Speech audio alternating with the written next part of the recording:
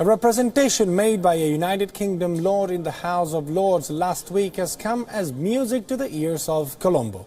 Lord Naseby, who says he's an old friend of Lanka, researched the classified documents of his own government and found that the casualty figure of 40,000 civilians killed in the last stage of Lanka's civil war was a guess by the Darusman Commission set up by the United Nations to probe the civil war.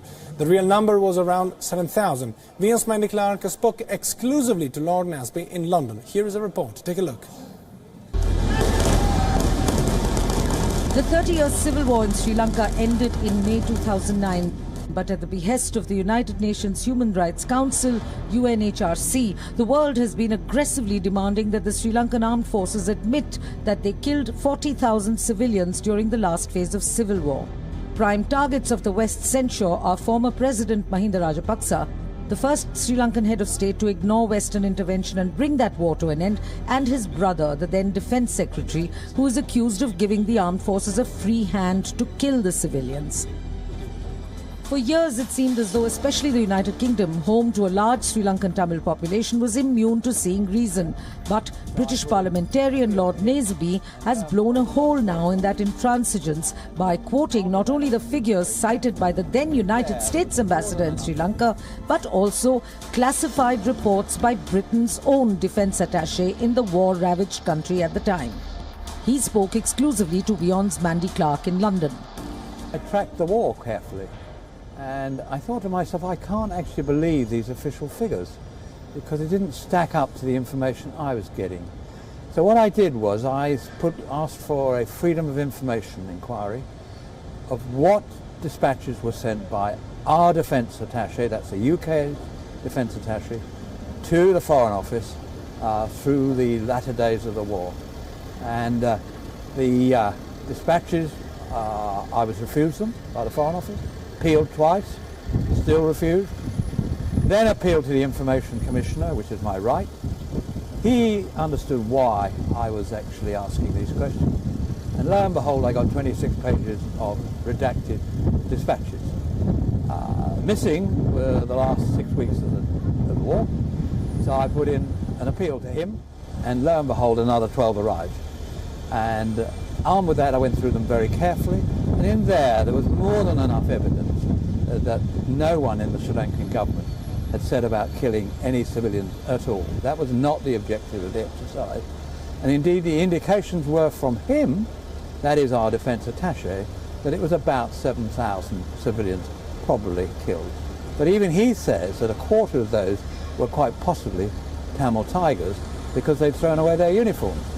And then those what were called civilian casualties undoubtedly included probably 25% Tamil Tigers. So having done that, I then looked back on, well, who else has done some research? And I went to the university teachers, who are a pretty left-wing organisation. They said, about 7,000, that's our estimate. I then looked at the other evidence. Ambassador Blake, US ambassador, with only a few days to go, was reckoning there was about 5,000. The reasons for Western nations targeting Sri Lanka's government and its armed forces and threatening them with dire consequences are not hard to understand. About 950,000 Sri Lankan Tamils fled their country to settle overseas, and many rose to positions powerful enough to dictate to the members of parliament in their respective constituencies. Add to the huge attractiveness of the island nation of Sri Lanka, its bounty of natural resources and its highly strategic location at the crossroads of oil shipping lanes in the Indian Ocean. The Liberation Tigers of Tamileelam were the inventors of the Fidayin attack, the suicide bomb, and of the horrendous practice of using child soldiers. And yet, the United Kingdom has taken on even LTT uniformed cadres who fled the last stages of civil war and given them shelter. The Tamil Tigers are proscribed by many Western countries, and yet the United Kingdom and many others allow Tamils to celebrate LTTE chief Velupillai Prabhakaran's birthday and hoist the flag of the banned organisation every year. I keep telling the Metropolitan Police that that is wrong. You're quite right, it does still happen. But they keep claiming that these guys are changing their flags. They're the same colours, they look like tigers to me, but they're not the tiger thing that was prescribed in the legislation.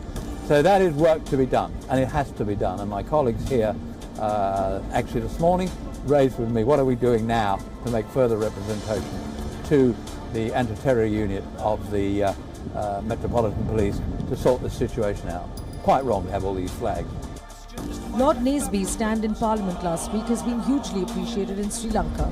The former employee of a multinational who lived many years in India also reminds Indians that it was the LTTE who killed former Prime Minister Rajiv Gandhi. He says his representation as a member of the House of Lords to the UK government to amend the flawed figure of casualties from 40,000 down to 7,000 does not mean that war crimes like the killing of 3 top tigers despite their attempt to surrender with a white flag must certainly be investigated. As for the current government of Sri Lanka, Lord Naseby acknowledges that sincere attempts are being made to resettle and address the concerns of Tamils of the northern and eastern parts of the island state whose lives were shattered by the war, but that the Tamil Tigers must be seen in the right perspective as a proscribed organization that systematically killed most influential and educated Tamil leaders to ensure the solitary supremacy of its own tyrannical chief, Velupillai Prabhakaran. With Mandy Clark in London, Padma Rao for Wion.